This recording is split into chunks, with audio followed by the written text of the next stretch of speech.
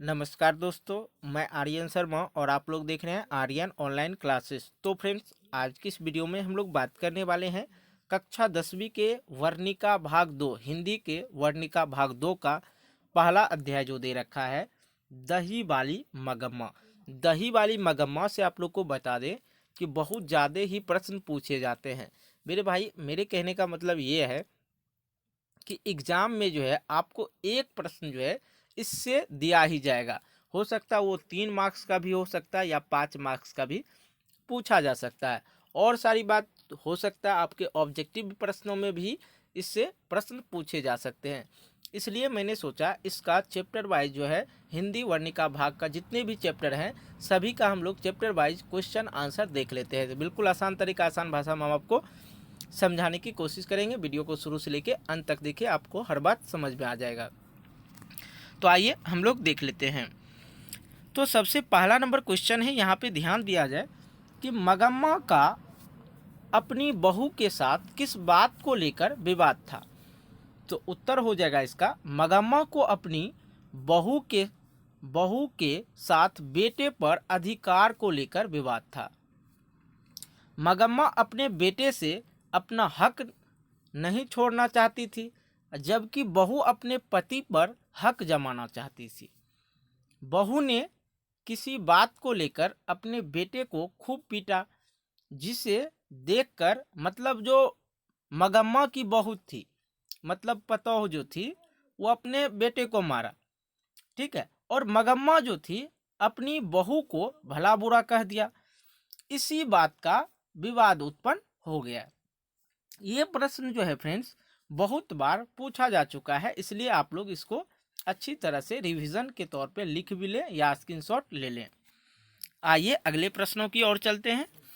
अगला प्रश्न है हमारे पास, रंगरप्पा कौन था और वह मगम्मा से क्या चाहता था। इसको साफ शब्दों में बोला जाए तो मगम्मा जो था, रंगरप्पा जो मगम्मा के ही गांव का एक जुआरी था, शराबी था, और मगम्मा से कर्ज लेना चाहता था। क्या लेना चाहता था? कर्ज लेना चाहता था, क्योंकि वह जानता था कि मगम्मा अपने बेटे और बहू से अलग रहती है तथा अपने पास पैसे भी रखती है। मगम्मा रंगरप्पा माँ बेटे के बीच हुए झगड़ा का लाभ उठाना चाहता था। तो बिल्कुल आप लोग समझ गए रंगरप्पा कौन था और वह मगम्मा से क्या चाहता था। तो रंगरप्पा कौन था? रंगरप्पा मगम्मा के ही एक गांव का ही एक जुआरी था और वह मगम्मा से कर्ज लेना चाहता था, क्योंकि वह जानता था कि माँ और बेटे में विवाद पैदा हुआ है और उसका फायदा उठाना चाहता था। क्लियर हो गया? आइए अगले प्रश्नों की ओर चलते हैं। अगला प्रश्न है तीसरा नंबर। यह भी बहुत बार पूछा गया है, बहू ने सास को मनाने के लिए कौन सा तरीका अपनाया। तो आप लोग सास बहू का सीरियल तो देखे ही होंगे, नहीं देखे होंगे तो कोई बात नहीं, चलिए हम आपको बताते हैं। बहू ने सास को मनाने के लिए कौन सा तरीका अपनाता है, और आज भी वही तरीका अपनाया जाता है। बिल्कुल सच बात है। जब बहू को रंगरप्पा के द्वारा ज्ञात हुआ कि उसकी सास ने रंगरप्पा को कर्ज देने की स्वीकृति प्रदान की है, मतलब कहा कि हम कर्ज दे देंगे, तब उसने बेटे को ढाल बनाकर पैसे लेने के तरकीब सोचने लगी। वह जानती थी कि उसकी सास अपने पोते से बहुत प्यार करती थी, अतः उसने अपने बेटे को दादी के पास रहने के लिए भेज दिया। ये बहुत अच्छा टेक्निक अपनाई थी। ठीक है, आइए अगले प्रश्नों की आंसर देखते हैं। अगला प्रश्न है हमारे पास कि इस कहानी का कथावाचक कौन है, उसका परिचय दीजिए। तो बिल्कुल आपको 2 शब्दों में हम बताएंगे इस कहानी के कथावाचक कौन है और उसका परिचय दें। लिखना है आप लोग को, इस कहानी का कथावाचक बेंगलोर की रहने वाली एक संभ्रांत महिला थी, जिसे मगम्मा माँ जी कहती थी, और वह अंधविश्वासों से दूर और समझदार थी तथा सांसारिक परिस्थितियों को भली भांति समझती थी। आइए इसको अथवा में लिखना, मतलब दूसरे भाषा में लिखना है। 2 भाषा में हम आपको बताते हैं, जैसे लिखना होगा आप लोग लिख सकते हैं। हालांकि ये प्रश्न जो है 5 नंबर के पूछे जाते हैं। यहाँ पे है, इस कहानी के कथावाचक लेखक की माँ, और लेखक की माँ जो है प्रस्तुत कहानी के द्वितीय केंद्रीय चरित्र है, और कहानी के कथा वस्तु लेखक की माँ के द्वारा ताना बाना बुना गया है। मगम्मा जब दही बेचने के लिए आती थी तो लेखक के घर आती और बढ़िया दही कुछ ना कुछ बेच कर जाती थी। ठीक है, और धीरे धीरे मगम्मा और लेखक की माँ ने घनिष्ठता बढ़ती गई, मतलब दोस्ती बढ़ता जा रहा था। और मगम्मा अपनी गृहस्थी को सारा हाल सुनाता था, मतलब घर का जो है वो मगम्मा अपना हर हाल उसको बताता था, सारा कहानी। और लेखक की माँ उसे कुछ ना कुछ सुझाव देता, मतलब एक महिला जो है दूसरी महिला को तो सुझाव देता ही है, ठीक है, भला बुरा समझाते ही हैं। सास और बहू के अंतर कलह से परिवार बिगड़ जाता है, और मगम्मा के अंतर व्यवस्था को सुनकर लेखक की माँ का मन ही मन में बोझल हो जाता। ममता की मूर्तिमान रहने वाली नारी दुर्गा क्यों बन जाती है, इसका ज्वलंत उदाहरण लेखक की माँ देखना सुनना पड़ता था उसको मगम्मा की कहानी से। ठीक है, जब कोई एक दूसरे को पसंद नहीं करता है तब छोटी बात भी बड़ी हो जाती है। और मगम्मा की बातें सुनते सुनते लेखक की माँ का हृदय प्रवाहित हो जाता था। आप दोनों भाषा में से किसी एक भाषा को लिख सकते हैं, आप चाहें तो इसका स्क्रीनशॉट ले लीजिए। आइए अगले प्रश्नों को हम लोग देखते हैं। 5वां नंबर काफ़ी इम्पोर्टेंट है। मगम्मा का चरित्र चित्रण कीजिए या मगम्मा के बारे में वर्णन कीजिए, इस तरह से भी प्रश्न पूछे जा सकते हैं। तो मगम्मा गांव की सीधी साधी नारी के प्रतिनिधित्व करती थी। मगम्मा ने कभी मगम्मा ने कभी यह सोचा भी नहीं था कि उसका बेटा अपनी पत्नी के दबाव में आकर उसे छोड़ देगा। जो रीति रिवाज है अभी आप लोग जानते ही होंगे। मगम्मा और उसकी बहू यह अच्छे से जानती थी कि पत्नी का श्रृंगार पति है, और मगम्मा भोली भाली एक सहृदय नारी थी जो दही बेचकर अपना जीवन यापन करती थी, और दही को लेकर वह एक गांव से दूसरे गांव में तथा शहरों में बेचने जाया करती थी।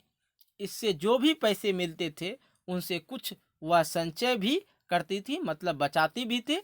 वह अपने पोते से भी काफ़ी प्यार करती थी। इस प्रकार वह एक भारतीय नारी जो सम्मान के साथ जीना चाहती थी, मतलब मेरे भाई भीख तो नहीं मांगती थी, काम करती थी ना, इसलिए वो सम्मान नारी थी।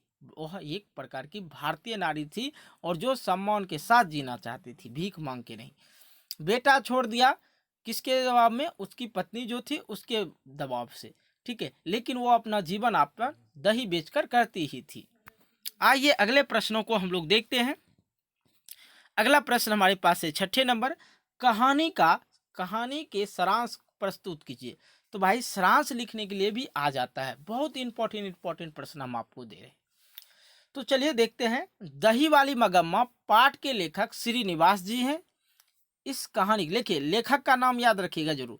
दही वाली मगम्मा के राइटर कौन थे? श्रीनिवास जी, याद रखेंगे।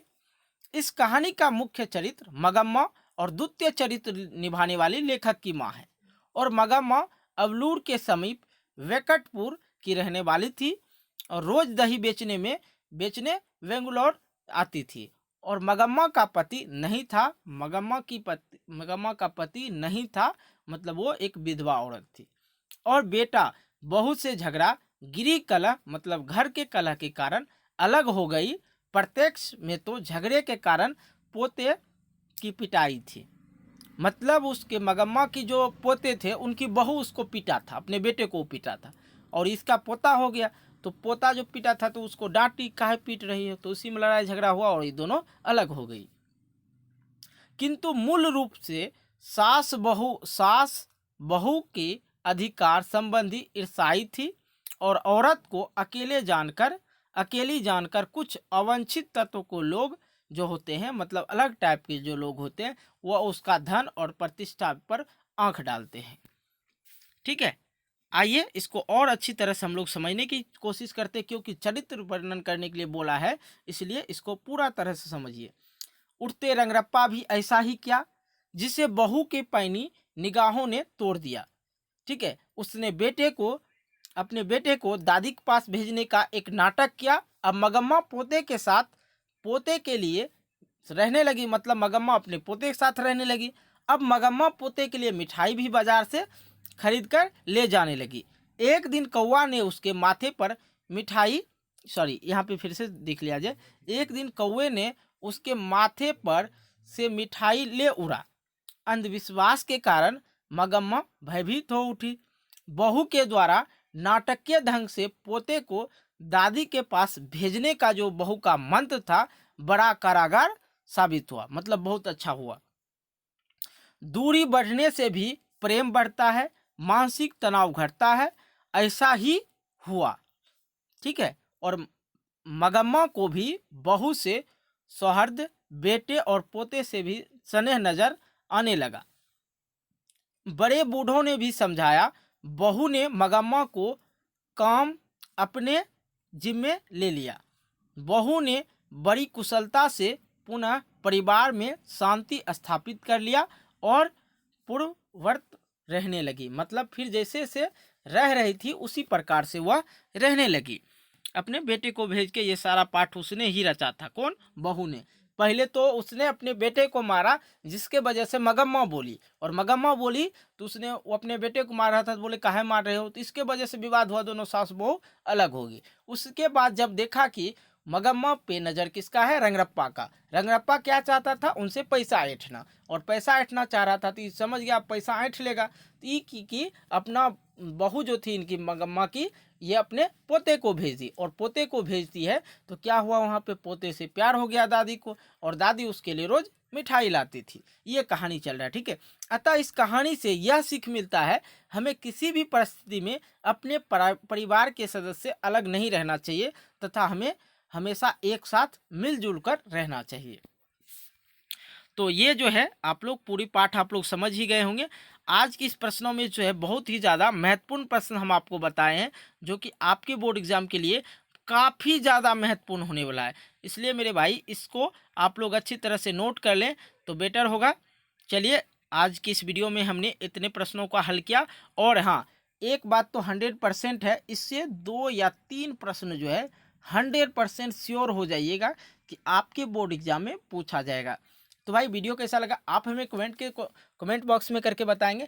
साथ ही आप वीडियो को लाइक करें, दोस्तों के साथ शेयर करें। आपका एक लाइक मुझे मोटिवेट करता है एक नई वीडियो बनाने के लिए, इसलिए वीडियो को जरूर लाइक करें। साथ ही आप लोग को इंस्टाग्राम आईडी नीचे डिस्क्रिप्शन बॉक्स में मिल जाएगा, वहाँ पे आप जाके मुझे फॉलो कर सकते हैं। साथ ही आपको टेलीग्राम चैनल का भी लिंक मिल जाएगा, जहाँ से आप लोग ज्वाइन हो सकते हैं। व्हाट्सअप ग्रुप का भी लिंक मिल जाएगा, वहाँ से भी आप लोग ज्वाइन हो सकते हैं। तो आप लोग वहाँ पे आइए, मिलिए, बातें कीजिए। मिलते एक नई वीडियो को लेकर, तब तक के लिए बाय बाय। जय हिंद, जय भारत, टेक केयर।